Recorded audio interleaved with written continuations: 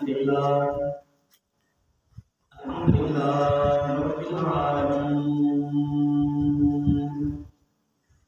والصلاة والسلام على سيد الرسل وخاتم الأنبياء والمرسلين. أما بعد فأعوذ بالله من الشيطان الرجيم. بسم الله الرحمن الرحيم. وأتموا الحج والعمرة لله. وقال النبي صلى الله عليه وسلم: من حج البيت فلم يزرني فقد جفاني. صدق الله العظيم وصدقنا رسوله النبي الكريم، ونحن على ذلك لمن الشاهدين والشاكرين، والحمد لله رب العالمين. جنت تجھ میں حوروں قصور رہتے ہیں، میں نے مانا کہ ضرور رہتے ہیں. جنت میرے دل کا طواف کر میرے دل میں ضرور رہتے ہیں. اللہم صلی علی سیدنا مولانا محمد وعلی آل سیدنا مولانا محمد وبارک وسلم وصلی علیہ. انتہائی واجب احترام صدر احترام سامعین گرامی، جیسا کہ آپ حضرات کو معلوم ہے محرم ماہ چل رہے ہیں، حج کے مہینے چل رہے ہیں اور حاجیوں کی فلائٹیں پہنچ بھی گئی ہیں. اللہ رب العزت کا فرمان پورا کرنے کے لیے اللہ رب العزت نے فرمایا: او مسلمانوں، وَأَتِمُّوا الْحَجَّ وَالْعُمْرَةَ لِلَّهِ، حج اور عمرہ کو پورا کرو. اور اللہ کے اس حکم کو دنیا نے مانا ہے. حضرت ابراہیم علیہ السلام نے 5100 سال پہلے اعلان فرمایا تھا: وَأَذِّن فِي النَّاسِ بِالْحَجِّ يَأْتُوكَ رِجَالًا وَعَلَىٰ كُلِّ ضَامِرٍ يَأْتِينَ مِن كُلِّ فَجٍّ عَمِيقٍ.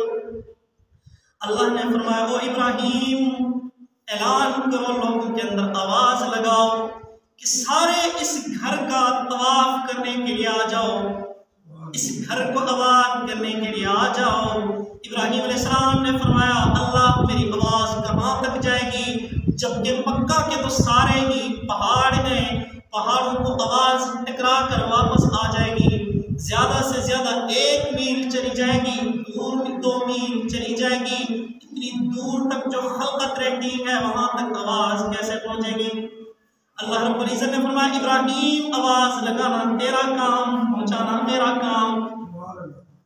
آج یہی وجہ ہے حاجیوں کی فلائٹیں پہنچ گئی ہیں حج کرنے کے لیے، اور جو ابراہیم علیہ السلام نے اعلان کیا تھا اس اعلان کا جواب دینے کے لیے حاجی پہنچے ہوئے ہیں اور کہہ رہے ہیں: لبیک اللہم لبیک لا شریک لک لبیک ان الحمد والنعمت لک والملک لا شریک لک. اے اللہ، میں حاضر ہو گیا ہوں. ابراہیم علیہ السلام نے اعلان فرمایا تھا، تو نے قرآن نازل کر کے مجھے حکم دیا تھا: وَأَتِمُّوا الْحَجَّ وَالْعُمْرَةَ لِلَّهِ. اللہ، میں حج کرنے کے لیے حاضر ہو چکا ہوں. اللہ، میں حاضر ہوں. لبیک، اللہ میں حاضر ہوں. اللہ میں پہنچ آیا ہوں. اور انسانوں نے اس طریقے سے بھی رب ذوالجلال کے حکم کی لاج رکھی ہے. مسلمانوں، ایک شخص ہے جو ٹانگوں سے معذور ہے. مالک بن دینار رحمت اللہ علیہ فرماتے ہیں: اپریل کا مہینہ ہے، گرمی شدت کی ہے، سورج آگ برسا رہا ہے. میں گھر سے باہر نکلتا ہوں، کوئی چرند پرند نظر نہیں آتا، پرندے درختوں کے اندر چھپے ہوئے ہیں.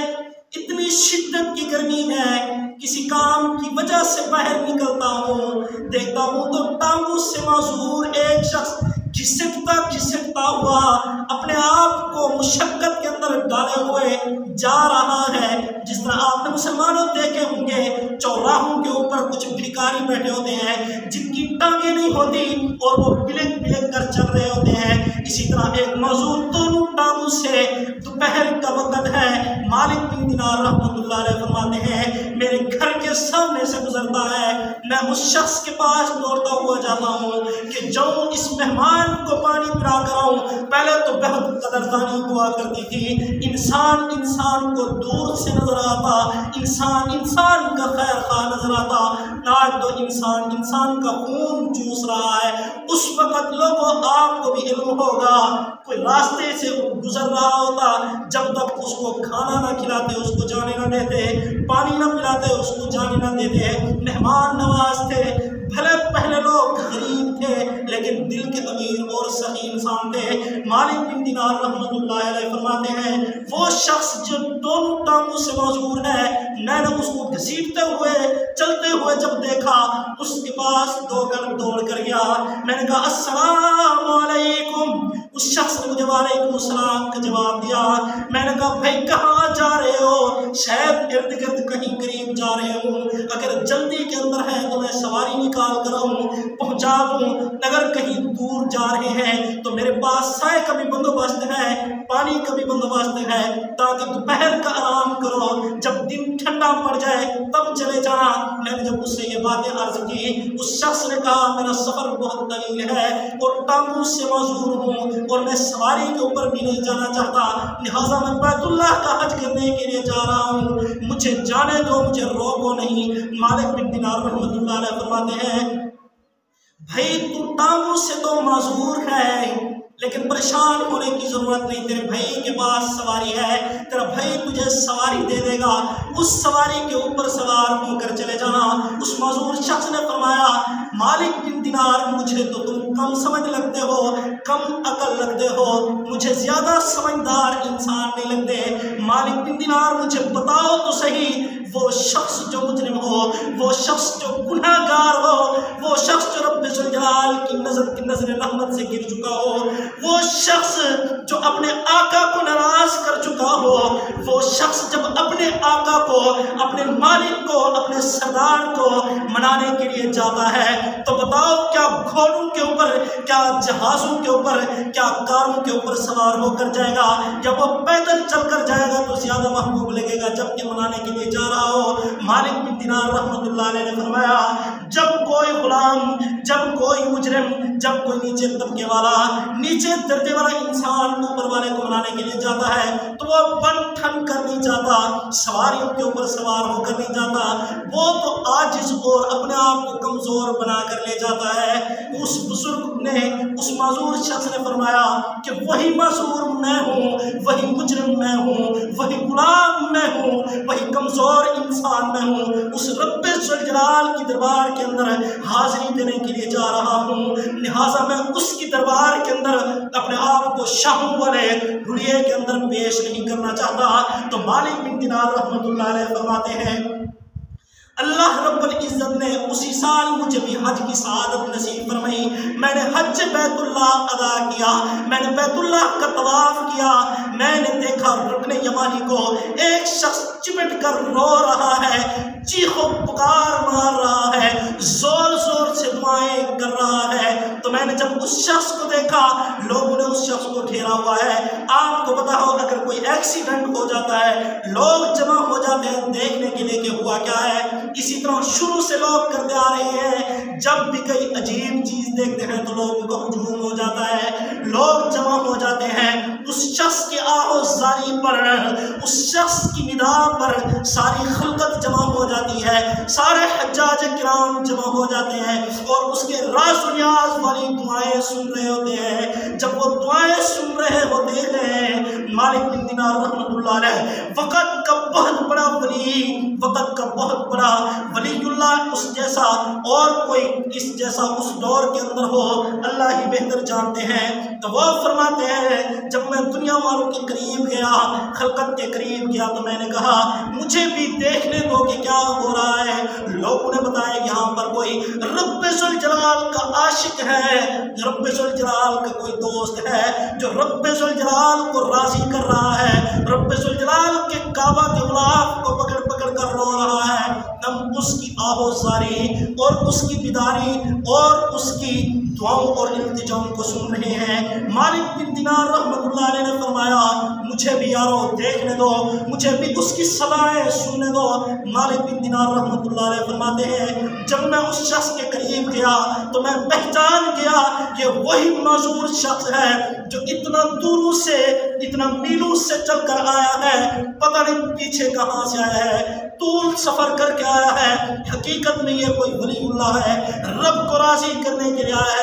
تو مالک بن دینار رحمۃ اللہ علیہ فرماتے ہیں میں نے اس کی دعاؤں کو سنا، اس کی التجاؤں کو سنا، اس کی آوازوں کو سنا تو رب ذوالجلال سے دعائیں کر رہا تھا، اللہ اتنا سفر کر کے تو میں تیرے پاس آ گیا ہوں، یا اللہ میرے پاس تھا کچھ نہیں، صرف 2 چادریں لے کر آیا ہوں، ایک اس کندھے کے اوپر لٹکا کر، دوسری اس کندھے کے اوپر لٹکا کر۔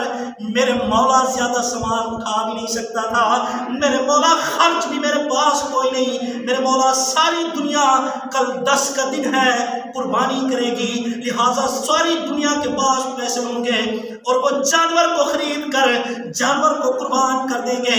میرے مولا میرے پاس تو پیسے بھی کوئی نہیں، میرے پاس تو جانور بھی کوئی نہیں، میرے مولا میں اپنی قربانی پیش کرتا ہوں، قبول فرما لے۔ مالک بن دینار رحمۃ اللہ علیہ فرماتے ہیں یہی اس نے الفاظ نکالے تھے اور اس کی روح نکل گئی ہے۔ تو میں آپ سے عرض کر رہا تھا وَأَتِمُّ الحج والعمرة للہ، او لوگو اللہ کا حکم پورا کرو، کعبہ کا حج ادا کرو، کعبے کا عمرہ ادا کرو۔ او غریب مسلمان جس کے پاس 4 لاکھ روپیہ ہے عمرہ کر کے آ جا، اور وہ مسلمان جس کا بینک بیلنس 12 لاکھ روپیہ ہے حج کر کے آ جا۔ جناب نبی کریم صلی اللہ علیہ وسلم نے فرمایا وہ مسلمان جس نے کلمہ پڑھا لا الہ الا اللہ محمد الرسول اللہ، اب وہ مسلمان بیت اللہ کا حج کرنے کے لیے نہیں آتا، ومن کفر فإن اللہ غنی عن العالمین، جو انکار کرتا ہے کہ 12 لاکھ کی کار لے لوں گا، 12 لاکھ کا پلاٹ لے لوں گا، 12 لاکھ لگانے سے مجھے کیا ملے گا؟ اللہ فرماتا ہے ان اللہ غنی عن العالمین، اللہ جہان والوں سے غنی ہے، اللہ کو پھر ضرورت نہیں ہے، اللہ بھی دھکا مار دیتا ہے۔ آپ کو دوسروں کو بتلاتا چلوں، مکہ سے مدینہ کی طرف ایک ٹیکسی چلانے والا ڈرائیور کہتا ہے 37 سال ہو گئے ہیں مجھے ٹیکسی چلاتے ہوئے، لیکن 37 سال کے اندر ایک مرتبہ بھی اس کو حج، ایک مرتبہ بھی اس کو عمرہ، ایک مرتبہ بھی مکہ شریف حرمین شریفین کی نماز نصیب نہیں ہوئی۔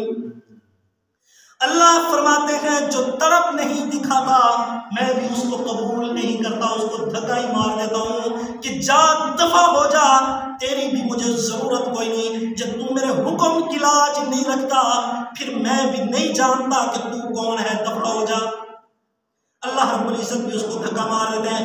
مگر نہ غریب مسلمانوں، یاد رکھنا ایک ایسی عورت بھی تھی جس عورت نے دہی کے ساتھ، لسی کے ساتھ، چٹنیوں کے ساتھ تو روٹی کھا لی تھی، پر سالن والے پیسے جوڑتی دودھ بیچ بیچ کر جانوروں کو ایسے چارہ لے کر آتی، جنگلوں کا چارہ لے کر، کھیتیوں کا چارہ لے کر آتی، جانوروں کو ڈالتی اور جانوروں کا دودھ بیچتی، مکھن بیچتی، پیسے جمع کرتی اور رب ذوالجلال کے گھر کے اندر جا کر زیارت کر کے آتی ہے۔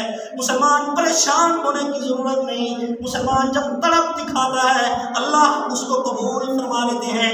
ایک کیڑی جو زمین کے اوپر چلتی ہے اگر ایسے 2 انگلیوں کے ساتھ ذرا سی حرکت دے تو مسلی جاتی ہے، اس کیڑی کی بھی خواہش ہوتی ہے، رب ذوالجلال سے التجائیں کرتی ہے، ربا میں تڑپ رہی ہوں، میری خواہش ہے مجھے بیت اللہ کا دیدار نصیب فرما۔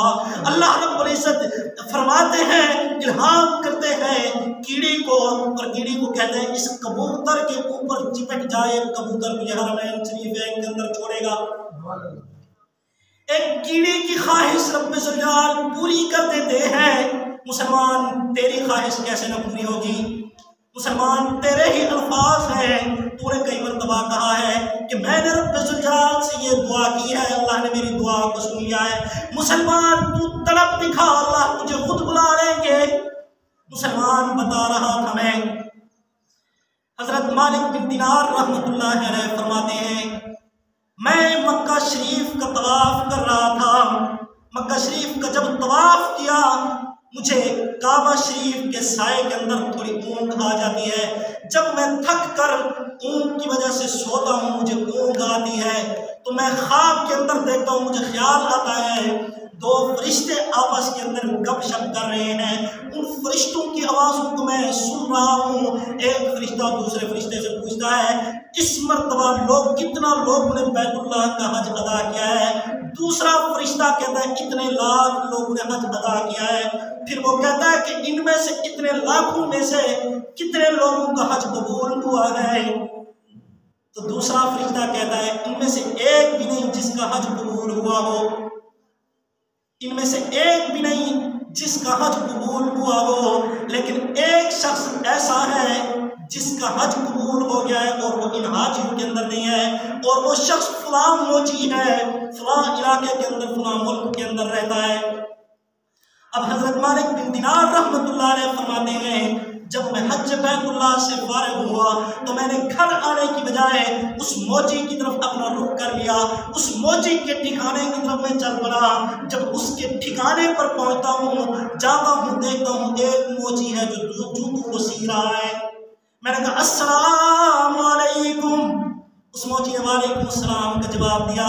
میں نے کہا بھائی کیا ماجرا ہے؟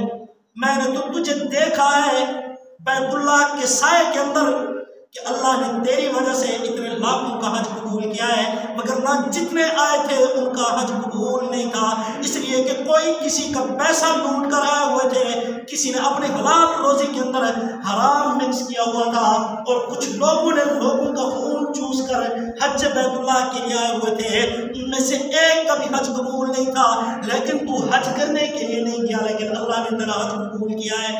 آخر ماجرا کیا ہے؟ وجہ کیا ہے؟ جو حج کرنے کے لیے گئے ہیں ان کا حج قبول نہیں ہوا، تیرا حج قبول ہو چکا ہے۔ اس موچی نے جواب دیا میری بڑی خواہش تھی، تمنا تھی کہ میں بیت اللہ کا زیارت کروں، بیت اللہ کا دیدار کر کے آؤں، رب ذوالجلال کی تجلیوں کو سمیٹ کر آؤں، اس بیت اللہ کے اندر لبیک لبیک کے نعرے لگا کر آؤں۔ لیکن میں نے اپنی بیوی سے کہا کہ آپ میرا ساتھ دو، میرا دل باہر نکلتا ہے کہ میرا دل تڑپ رہا ہے رب ذوالجلال کے گھر کی زیارت کرنے کے لیے، تو میرا ساتھ دے دے تاکہ میں اپنے رب ذوالجلال کے گھر کی زیارت کر کے آ جاؤں۔ بیوی کہتے ہیں اگر میں تیرا ساتھ دے سکتی ہوں، میری وجہ سے تو جا سکتا ہے تو تیرا ساتھ دینے کے لیے تیار ہوں۔ اس موچی نے کہا ہاں اس طرح کرتے ہیں، جتنا کماتے ہیں وہ تو سارا گھر کے اندر لگاتے ہیں، اتنا ہی کمائی ہوتی ہے، شام کو کھانا تیار ہو جاتا ہے، صبح کھانا تیار ہو جاتا ہے، اس سے زیادہ تو ہماری کمائی کوئی نہیں۔ لہٰذا بیوی کو کہتے تو میرا اتنا ساتھ دے دے کہ تو نے شام کو جو کھانا بناتی ہے، سالن بناتی ہے، کھانا روٹیاں تو تیار کر لینا لیکن سالن تیار نہ کرنا، سالن کے جو پیسے ہوں گے اسے ہم جوڑتے رہیں گے، جب زیادہ پیسے جڑ جائیں گے 3-4 سال کے اندر تو میں جاؤں گا رب ذوالجلال کے گھر کی زیارت کر کے آؤں گا۔ تو بیوی کہتی ہے یہ ساتھ دینے کے لیے تیار ہوں، میں تیری سپورٹ کرنے کے لیے تیار ہوں، کوئی نہیں میں روکھی روٹی کھا لوں گی پر تیرا ساتھ نہیں چھوڑوں گی، تجھے ساتھ دوں گی اور تجھے بیت اللہ کی زیارت نصیب کرواؤں گی۔ تو وہ موچی کہتا ہے جب 4 سال گزر گئے، 4 سال بعد ہمسایوں کے گھر سے گوشت کے پکنے کی خوشبو آتی ہے۔ میں نے بیوی سے کہا 4 سال ہو گئے ہم نے سالن کو دیکھنا تو دور کی بات، چکھا بھی کوئی نہیں، دیکھا بھی کوئی نہیں، لہٰذا آج جاؤ ہمسایوں کے گھر سے سالن لے کر آ جاؤ۔ تو بیوی ایک کولی پکڑتی ہے، ایک پلیٹ پکڑتی ہے اور ہمسایوں کے گھر کے اندر جاتی ہے، جا کر کہتی ہے تھوڑا سالن ہمیں بھی دے دو، ہمارے گھر کے اندر ضرورت پڑ گئی ہے۔ تو ہمسائے کہتے ہیں یہ سالن ہمارے لیے تو حلال ہے، تمہارے لیے حرام ہے، اسی لیے ہم تمہیں نہیں دے سکتے۔ اب یہ عورت پریشان ہو گئی. عورت کہتی ہے میری زمین پیروں کے نیچے سے نکل چکی تھی. میں نے ان سے پوچھا یہ کیسے ہو سکتا ہے؟ تمہارے لیے حلال ہو ہمارے لیے حرام ہو، آخر وجہ کیا ہے کہ ہمارے لیے حرام تمہارے لیے حلال ہے؟ ان گھر والوں نے کہا اس لیے کہ ہم نے کوئی حلال کا گوشت نہیں پکایا. 8 دن بعد فلاں لوگوں کی بکری مری ہے اور اس بکری کا گوشت نوچ کر میں یہی ہوں، اور ہم بھوک کی وجہ سے مر رہے تھے، لہذا اس حرام بکری مردہ بکری کا گوشت لے کر آئی ہوں، اسے بنا کر ہم نے تیار کیا ہے. اور شریعت کہتی ہے جب مرنے کے قریب ہو جاؤ تو حرام بھی کھا سکتے ہو اپنی جان بچانے کے لیے. تو ہم تو مرنے کے قریب ہو گئے تھے اس لیے حرام کھا رہے ہیں، تو مرنے کے قریب کوئی نہیں اس لیے تو حرام بھی نہیں کھا سکتی. اب وہ عورت دوڑتی ہوئی آتی ہے اپنے گھر والے کے پاس، آ کر بتلاتی ہے آپ کا بھلا ہو، آپ کو پتہ ہو یا نہ ہو، چلو ہمارے پاس سالن نہیں ہوتا، روٹی تو ہوتی ہے، لیکن جو ہمارے ہمسائے ہیں ہمارے ہمسایوں کے پاس نہ تو سالن ہے نہ ہی روٹیاں ہیں، آج وہ حرام گوشت تیار کر کے بیٹھے ہیں اپنی جان بچانے کے لیے. گھر والا کہتا ہے پریشان ہونے کی ضرورت نہیں، میں اپنے رب ذوالجلال سے معافی مانگتا ہوں، رب ذوالجلال سے التجائیں کرتا ہوں، رب ذوالجلال سے گزارش کرتا ہوں، چلو میں ویسے جا کر حاضری نہ دے سکا، بیت اللہ کی زیارت نہ کر سکا، میرا رب شاید مجھے خواب کے اندر دکھا دے. اب تو اس طرح کر 4 سال کی جو جمع پونجی ہے جو بیت اللہ کے دیدار کے لیے جمع کیا تھا، اپنا سالن پکانا چھوڑ دیا تھا، وہ 4 سال کی جمع پونجی لے جا ان ہمسایوں کو دے دے اور ان کو کہو کہ بازار سے جو چیز ضرورت کی ہے وہ بھی لے لے، اور باقی جو پیسے بچتے ہیں ان پیسوں سے اپنا کوئی کام کر لے تاکہ یہ وقت آسانی سے گزار سکے. اب یہ شخص کہتا ہے کہ شاید اللہ کو میری یہ نیکی پسند آئی ہے جس کی وجہ سے میں نے حج تو نہیں کیا پر میرے رب نے مجھے حج کرنے کا ثواب عطا کر دیا ہے، مجھے میرے رب نے حج کا بدلہ عطا کر دیا ہے. صرف حج کا بدلہ نہیں دیا بلکہ میری وجہ سے لاکھوں کا حج بھی قبول کر لیا ہے. مسلمان اسی لیے خیر خواہ بن جا. جناب نبی کریم صلی اللہ علیہ وسلم نے فرمایا او مسلمانوں کی جماعت 1.25 لاکھ کا مجمع ہے، 1 لاکھ کا مجمع ہے، حجۃ الوداع ہے، لاسٹ ایئر ہے جناب نبی کریم صلی اللہ علیہ وسلم کا. جناب نبی کریم صلی اللہ علیہ وسلم کے سارے صحابہ حضور کے ساتھ ہیں. حضور اکرم صلی اللہ علیہ وسلم اپنے صحابہ کرام کو فرماتے ہیں اور صحابہ کرام کی جماعت جس طرح بیت اللہ قابل احترام ہے، حرمین شریفین قابل احترام ہے، میدان عرفات بھی قابل احترام ہے، مینا بھی قابل احترام ہے، اسی طرح میرا مسلمان جس نے کلمہ پڑھا ہے وہ بھی قابل احترام ہے. مسلمان جناب نبی کریم صلی اللہ علیہ وسلم نے فرمایا ایک مسلمان کی ضرورت کو پورا کر دے. ضرورت صرف یہی نہیں کہ پیسے دیے جائیں، ضرورت یہ بھی ہے کہ کسی کو سیدھا راستہ نکال دیا جائے، کوئی پریشانی کے اندر ہے اس کی پریشانی کو دور کر دیا جائے تو اللہ اس کو بھی حج کا ثواب نصیب فرماتے ہیں. غریب لوگ پریشان ہو گئے، یا رسول اللہ ہم تو پریشان ہیں، یہ امیروں کے لیے تو حج ہے، امیروں کے پاس تو 12 لاکھ روپیہ آ جائے گا، ہمارے پاس تو 1200 بھی کوئی نہیں، ہمارا کیا بنے گا؟ جناب نبی کریم صلی اللہ علیہ وسلم نے فرمایا غرباء کی جماعت پریشان ہونے کی ضرورت نہیں. آپ صبح کی نماز پڑھنے کے بعد ہوٹل کے اوپر جا کر اخبار پڑھتے رہنا اور گپے شپے نہ کرنا، بلکہ مسجد کے اندر بیٹھے رہنا.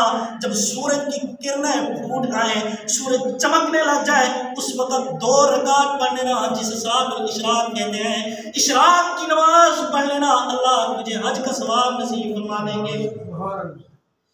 کل سے پڑھیں گے نا انشاءاللہ.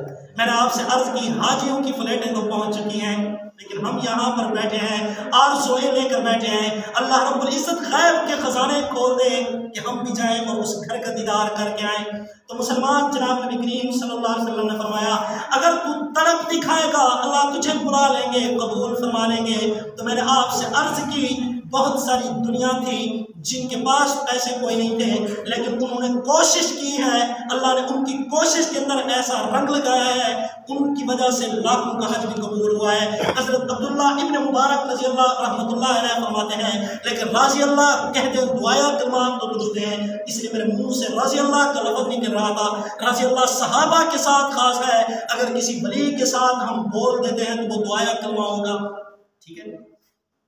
حضرت عبداللہ بن مبارک رحمۃ اللہ علیہ فرماتے ہیں میں اپنے ساتھیوں کے ساتھ پیدل حج کرنے کے لیے، بیت اللہ کے دیدار کے لیے، بیت اللہ کی زیارت کرنے کے لیے، نفلی حج کرنے کے لیے جا رہا تھا۔ چونکہ صحابہ کرام میں سے ایسے صحابہ بھی ہیں جنہوں نے 60 حج ادا کیے ہیں۔ حضرت امام اعظم ابو حنیفہ رحمۃ اللہ علیہ کے متعلق آتا ہے انہوں نے بھی 60 حج ادا کیے ہیں، اور جناب حسن و حسین رضی اللہ تعالی عنہما نے 25 حج ادا کیے گئے، لوگوں نے خوب حج ادا کیے ہیں۔ حضرت عبداللہ ابن مبارک رحمۃ اللہ علیہ فرماتے ہیں میں نفلی حج کرنے کے لیے جا رہا تھا۔ مسلمان جو حج کرتا ہے اللہ اس کو غنی کر دیتا ہے، مالدار کر دیتا ہے۔ حضرت عبداللہ ابن مبارک فرماتے ہیں میں فرض حج ادا کر چکا تھا، نفلی حج کرنے کے لیے چلا تھا، اور یہ بھی کہتے ہیں بزرگان دین علماء کرام نے فرمایا 5 سال بعد جس کو اللہ نے وسعت دی ہے وہ حج بیت اللہ ادا کر لیا کرے، یہ مستحب ہے اور سنت ہے۔ 5 سال بعد کیا کرنی چاہیے؟ جن کو اللہ نے وسعت دی ہے حج کر لیا کریں۔ حضرت عبداللہ ابن مبارک رحمۃ اللہ علیہ فرماتے ہیں میں نفلی حج ادا کرنے کے لیے اپنے دوستوں کے ساتھ پیدل جا رہا تھا، جب میں تھک گیا کوفہ کے اندر میں پہنچا اور میرے ساتھیوں نے شاپنگ کی، چادریں خریدنے کی، اور ساتھیوں نے کوشش کی دیگر ضروریات کے سامان خریدیں، جس طرح حاجی حج کے لیے جاتے ہیں پہلے بیگ بھی خریدتے ہیں اور نیچے چٹائی بچھانے کے لیے بھی خریدتے ہیں اور ایک چپل بھی خریدتے ہیں، دیگر ضروریات کی چیزیں بھی خریدتے ہیں۔ تو اسی طرح میرے ساتھیوں نے کوفہ کے اندر اور کچھ بغداد کے اندر چیزیں خریدنے کا ارادہ کیا۔ میں نے کہا میں بھی آپ کے ساتھ چلتا ہوں۔ میرے پاس 300 دینار تھے، ان 300 دینار کو لے کر میں بھی کوفہ کے بازار کے اندر داخل ہو گیا۔ میں نے کہا اتنا سفر کر کے آیا ہوں، تھک گیا ہوں، اگر یہ سامان خرید لوں گا سامان بھی مجھے لانا پڑے گا، پہلے تھکا ہوا ہوں مزید تھک جاؤں گا، آج کیوں نہ میں جاؤں تھوڑا علاقے کا وزٹ کر کے ہوں، کوفہ کو دیکھ کر آؤں کوفہ کیسا ہے۔ تو کوفہ کو دیکھنے کے لیے گیا، میں جا کر دیکھتا ہوں ایک آبادی کے اندر، ایک جھیل کے کنارے کے اندر جب جاتا ہوں تو دیکھتا ہوں ایک مردہ لاش پڑی ہے، ایک مردہ جانور پڑا ہے، اس مردہ جانور کے قریب ایک برقع اوڑھ کر عورت آتی ہے، خنجر نکالتی ہے، اس میں سے گوشت لے کر چلی جاتی ہے اور دوڑتی ہے۔ میں اس کو دیکھ رہا ہوتا ہوں۔ ویسے مسلمان کا پیچھا کرنا اچھا نہیں، مسلمان کی ٹوہ لگانا اچھا نہیں ہے، مسلمان کے پیچھے چھپ چھپ کر جانا، مسلمان کی پردے کو، راز کو فاش کرنا، مسلمانوں کو عیبوں کو تلاش کرنا، یہ مسلمان کو زیب نہیں دیتا۔ لیکن میں اسی لیے کشمکش کے اندر آ گیا کہ شاید یہ عورت کہیں ہوٹل نہ چلاتی ہو، کہیں سرائے نہ چلاتی ہو، یہ نہ ہو کہ مسلمانوں کو حرام کھلا رہی ہو، لہٰذا مسلمان کو حرام کھلانے سے بچانے کے لیے میں اس عورت کا پیچھا کرتے ہوئے اس کے پیچھے جب چلا گیا، میں نے دیکھا شہر کے کنارے ایک بہت بڑا لکڑ کا ایک گیٹ ہے، اس گیٹ کو کھٹکاتی ہے، اس میں سے 4 بچیاں نکلتی ہیں، اور جب 4 بچیاں نکلتی ہیں تو وہ گر پڑتی ہیں، ماں ان کو سہارا دیتی ہے، سہارا دے کر جب ان کو اٹھاتی ہے، ماں اٹھا کر اپنے گلے سے لگاتی ہے اور ان کو گوشت دیتی ہے، تسلی دیتی ہے۔ بیٹیاں پریشان ہونے کی ضرورت نہیں، ہمارے پاس کھانے کے لیے تو کچھ نہیں تھا، لیکن ایک حرام مردار پڑا تھا، چونکہ آپ نڈھال ہو چکی ہو، کمزور ہو چکی ہو، بے بس ہو چکی ہو، ہمارا اسلام تمہیں اجازت دیتا ہے جب مرنے کے قریب ہو جاؤ پھر حرام بھی کھا لینا، پھر خنزیر بھی کھا لینا تاکہ تمہاری جان بچ جائے۔ تو بیٹیاں اب تمہاری جان جانے والی تھی، میں مجھ سے یہ برداشت نہ ہو سکا، لہٰذا میں نے کیا کیا ہے اس مردار میں سے گوشت لے کر آ گئی ہوں۔ بیٹیاں اس گوشت کو ابالو، ہمارے پاس گھی تو کوئی نہیں، مرچیں تو کوئی نہیں، لہٰذا ایسے ابالو، ابال کر یہ گوشت کھائیں گے تاکہ ہماری کمر تو سیدھی ہو جائے۔ مسلمانوں پریشان ہونے کی ضرورت نہیں، جناب نبی کریم صلی اللہ علیہ وسلم نے پیٹ کے ساتھ 2 پتھر باندھے ہوئے تھے، جناب نبی کریم صلی اللہ علیہ وسلم کے اوپر اتنا فاقہ آ سکتا ہے، آپ اور میں کیا ہو سکتے ہیں، وہ عورت کیا ہو سکتی ہے، اس کے اوپر بھی فاقے آ سکتے ہیں۔ وہ عورت نے جب گوشت دیا بچیوں کو، عبداللہ ابن مبارک رحمۃ اللہ علیہ فرماتے ہیں جب میں دیکھ رہا تھا تو میں دوڑتا ہوا گیا، میں نے ان سے گوشت چھینا، گوشت چھین کر پھینک دیا۔ ان کی چیخیں نکل رہی تھی اور وہ چیخیں گلا اجازت نہیں دے رہا تھا کہ چیخیں نکالیں۔ میں نے ان عورتوں کو 3 تھیلیاں دی جن کے اندر 300 دینار تھے۔ میں نے کہا اس سے اپنی ضرورت پوری کرو اور جو جو چیزیں تمہیں ضرورت ہے وہ چیزیں بازار سے خرید لو، لہٰذا میں حج کرنے کے لیے نہیں جاتا۔ عبداللہ ابن مبارک رحمۃ اللہ علیہ فرماتے ہیں میں وہ 300 دینار کی 3 تھیلیاں اس عورت کو دے کر چلا گیا۔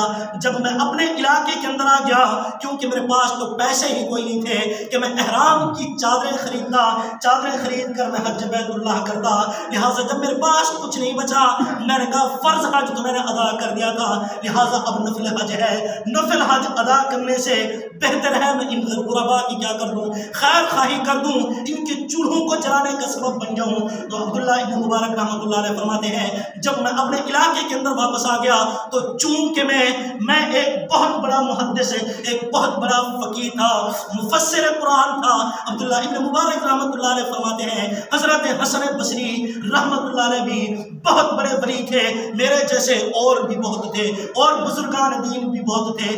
جب میں گھر کے اندر آ گیا میں گھر کے اندر رہ کر سوچتا رہا آج حاجی مینار کے اندر ہوں گے، آج حجاج کرام عرفات کے اندر ہوں گے، آج حجاج کرام مزدلفہ کے اندر ہوں گے، آج حجاج کرام قربانی کر رہے ہوں گے، آج حجاج کرام حلق ادا کر رہے ہوں گے، حلق کر رہے ہوں گے، آج حجاج کرام شیطان کو کنکریاں مار رہے ہوں گے۔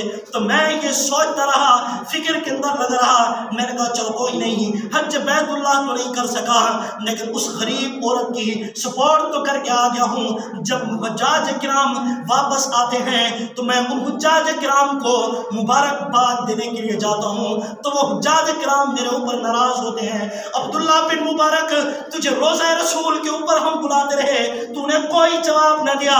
عبداللہ بن مبارک دوران طواف میں تجھے چیخ چیخ کر پکارتا رہا، تو نے مجھے کوئی جواب نہ دیا، آج تو مجھے مبارکباد دینے کے لیے آ گیا ہے۔ کس چیز کی مبارکباد دینے کے لیے آیا ہے؟ جبکہ تو بھی حج بیت اللہ کر کے آیا ہے، میں بھی حج بیت اللہ کر کے آیا ہوں، میرا حق بنتا تھا کہ میں تجھے مبارکباد دیتا، لیکن میں تیرے اوپر اس لیے ناراض ہوا کرتا تھا کہ تو نے بیت اللہ کا طواف کیا ہے، میں نے تجھے بلایا ہے تو نے مجھے جواب نہیں دیا، تو نے روزہ رسول کی جالی کے اوپر کھڑے ہو کر سلام پیش کیا جناب نبی کریم صلی اللہ علیہ وسلم کو، میں تجھے بلاتا رہا، سلام کرتا رہا، تو نے مجھے سلام کا جواب نہیں دیا۔ عبداللہ بن مبارک تو اپنے حجرے کے اندر عرفات کے اندر مزدلفہ کے اندر بیٹھا تھا، ہم تجھے پکارتے رہے تو اپنی تسبیحوں کے اندر لگا رہا، لہٰذا تو نے ہمیں کوئی جواب نہیں دیا، تو تسبیحوں کو گھماتا رہا۔ عبداللہ بن مبارک کیا ناراضگی تھی؟ آخر کون سا تیرے اوپر دینی غلبہ چھایا ہوا تھا کہ تو نے ہمیں کوئی جواب ہی نہیں دیا؟ عبداللہ بن مبارک رحمۃ اللہ علیہ نے فرمایا پریشان ہونے کی ضرورت نہیں، میں تمہیں کیسے جواب دیتا، میں وہاں پر ہوتا تو جواب دیتا، میں تو گھر کے اندر تھا، 300 دینار لے کر گیا تھا، عورت کی سپورٹ کر کے آ گیا ہوں، میرے پاس پیسے ہی کوئی نہیں تھے، لہٰذا میں بیت اللہ کا حج کیسے کرتا، روزہ رسول کی زیارت کیسے کرتا؟ جناب نبی کریم صلی اللہ علیہ وسلم نے فرمایا من حج البیت، جس نے بیت اللہ کا حج ادا کیا، فلم یزورنی، اور میری زیارت نہیں کی، فقد جفانی، اس نے میرے ساتھ جفا کیا ہے، میرے ساتھ ظلم کیا ہے۔ کچھ مسلمان بعد میں آئیں گے، جناب نبی کریم صلی اللہ علیہ وسلم نے فرمایا، اور وہ تڑپتے رہیں گے، ان کے دل کے اندر اتنی محبت ہوگی شدت کی، ان کی خواہش ہوگی کاش کہ جناب نبی کریم صلی اللہ علیہ وسلم کا زمانہ پاتے، حضور کے پاس جاتے، حضور کے ہاتھوں کا بھی بوسہ لیتے، حضور کے چہرہ انور کا دیدار کرتے۔